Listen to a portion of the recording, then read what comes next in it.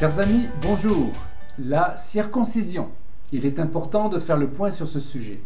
La circoncision du prépuce pour un bébé issu du peuple juif est liée à l'alliance avec Dieu.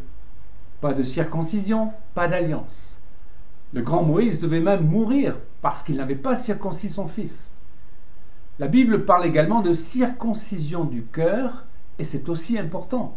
Quel en est le sens? Qu'est-ce que cela représente pour nous chrétiens?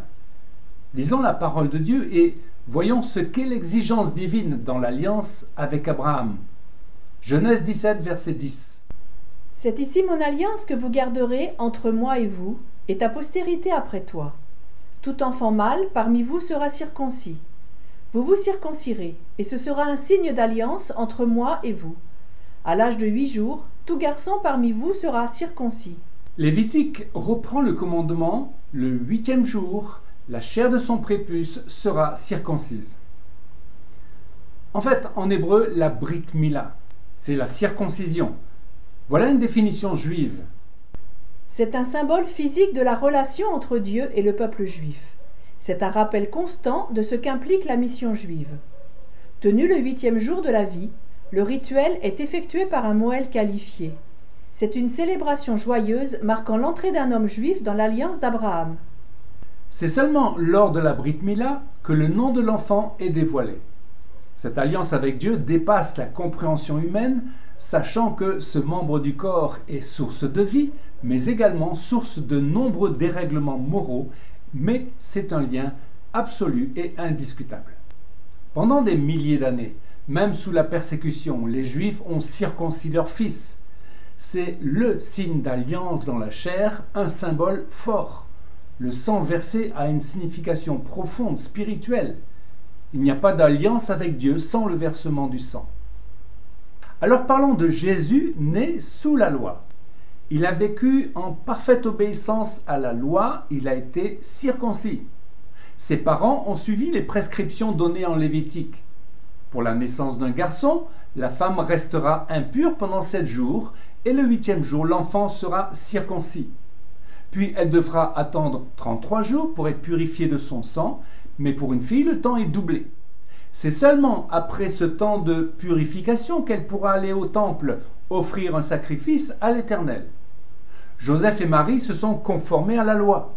Après 40 jours, ils sont venus avec bébé Jésus au temple pour le consacrer à Dieu et offrir en sacrifice 2 oiseaux, tourterelles ou pigeons, l'offrande des gens simples.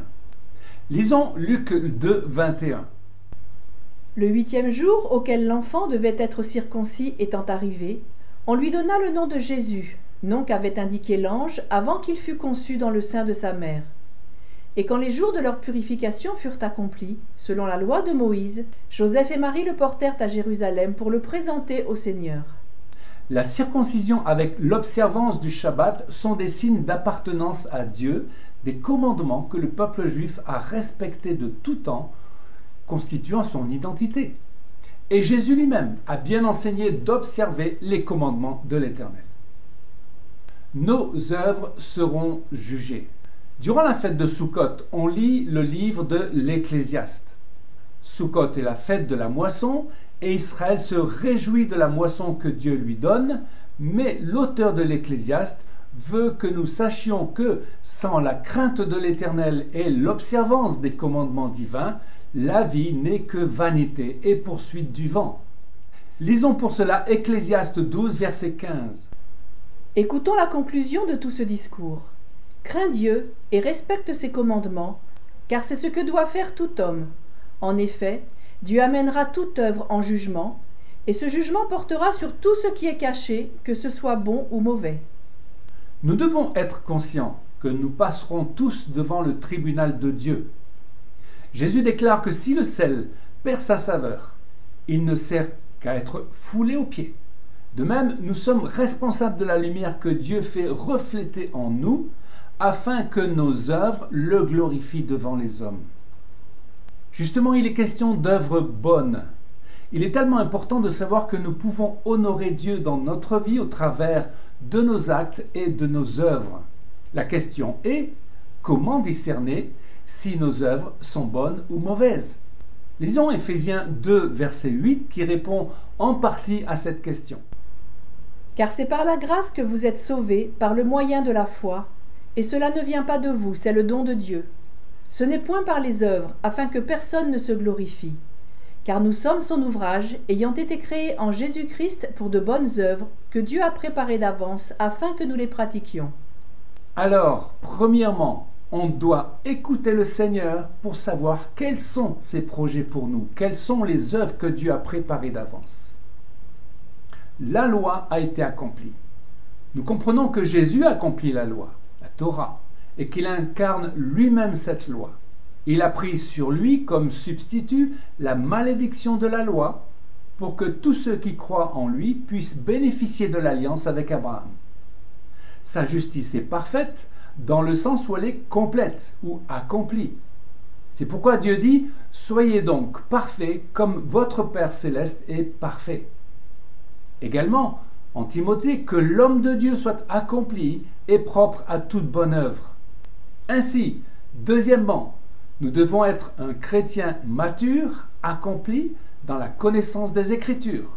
Pour cela, nous avons besoin du Saint-Esprit, car les œuvres de Dieu sont celles de l'Esprit. Nous avons besoin d'être en connexion avec l'Esprit de Dieu pour ne pas tomber dans le piège des projets humains, qui sont finalement des œuvres mortes. Car un projet qui n'est pas de Dieu concernant notre vie, même s'il semble être un beau projet sur le plan humain, n'a aucune valeur pour Dieu. Alors, parlons enfin de la circoncision du cœur. Troisièmement, nous devons circoncire nos cœurs. Lisons Jérémie qui disait à ses contemporains, Jérémie 4, verset 4.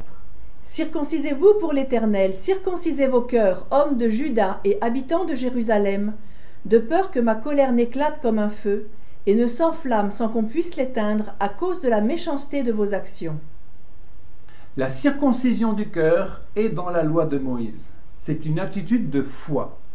Les vrais enfants d'Abraham sont ceux qui suivent l'exemple d'Abraham en mettant leur confiance en Dieu. La circoncision physique ne fait pas de quelqu'un un enfant de Dieu, la foi le fait. Les croyants en Jésus-Christ peuvent vraiment dire qu'ils sont les enfants d'Abraham. Alors, justement, une vie éprouvée. Dans notre vie chrétienne, nous sommes testés, éprouvés. Les exemples sont nombreux dans la Bible pour voir comment Dieu nous rencontre au travers d'épreuves qui coûtent, dans le but de nous purifier. C'est la circoncision du cœur. Dieu fait alors ressortir de nous le meilleur. Abraham a obéi parfaitement en acceptant de placer Isaac sur l'autel. Jacob a lutté avec l'ange pour obtenir sa bénédiction. Moïse a souhaité être effacé du livre de vie pour le salut de son peuple. David n'a pas voulu toucher à la vie du roi Saül car il était loin de Dieu. Esther a risqué sa vie en touchant le sceptre du roi pour sauver son peuple et Paul, dans le Nouveau Testament, n'a pas craint d'être appelé anathème pour le salut des siens. Chers amis, nous devons tous comparaître devant le tribunal de Christ, non concernant le salut acquis en Jésus-Christ, mais pour rendre compte de notre vie. Avons-nous bâti avec de bons matériaux, l'or ou l'argent? Le feu, dit la parole, éprouvera ce qu'est l'œuvre de chacun. Et si nos œuvres sont de paille, de chaume ou de bois, nous perdrons notre récompense. Craignons l'Éternel, dit l'Ecclésiaste, et examinons nos cœurs, à savoir s'ils sont circoncis, et si nous sommes exactement à la place où Dieu nous veut et dans les œuvres qu'il a préparées d'avance pour nous. Amen. Chers amis, à une prochaine fois pour une nouvelle vidéo en direct de Jérusalem.